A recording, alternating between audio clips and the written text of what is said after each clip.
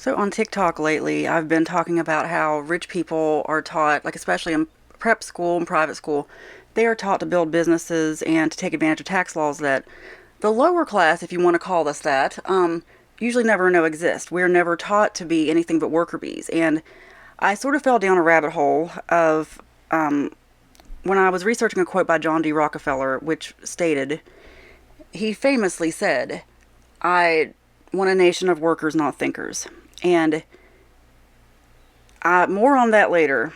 But this book here by there she is, Charlotte Iserbyt, brilliant woman who wrote this book, The Deliberate Dumbing Down of America. Now, if you go to my blog, you can find her YouTube video, but or you can just search yourself, and I have links below this video, and I have links on the blog post. She goes into great detail about throughout the U.S. history, our public school system, how it evolved, and why it is designed to turn us into worker bees, into workers, and it's trained to just make us, get us used to this system of going to work and coming home and not being happy about it.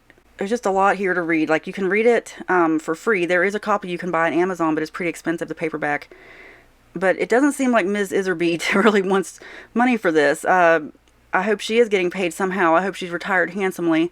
But if you'll see here on my blog, I even have a link to the Internet Archive, which she also has on her blog. All you do is, it's a completely free account you can create, and you can read it just like I'm showing you here.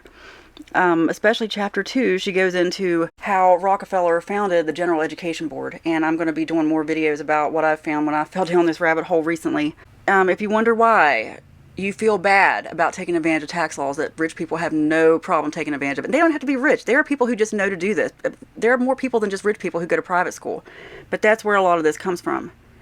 Those of us who went to public school, we are never taught to be business owners. We are taught to just eat crap and be happy about it.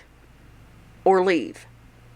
We are taught to toe the line. We are taught to show up on time and to leave when they tell us to leave. And, to change classes when the bell rings. That's what we're taught. We're never taught to follow our dreams, to actually do what we love and make a passion out of it. We didn't always have the public school system in America.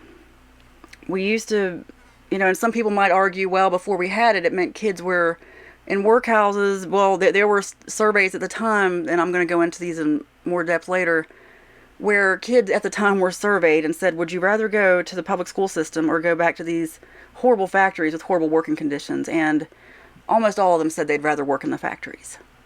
This entire system is just training us for socialism, which I'm not going to go into my thoughts about that. I'm just going to say, if you've ever been curious about how the other half live, how people in prep school are educated versus people in public school, and why the outcome of our lives are so different, why some of us are employees and some of us are bosses, I suggest you start here with Miss Iserbyt's book, The Deliberate Dumbing Down of America, and it is deliberate.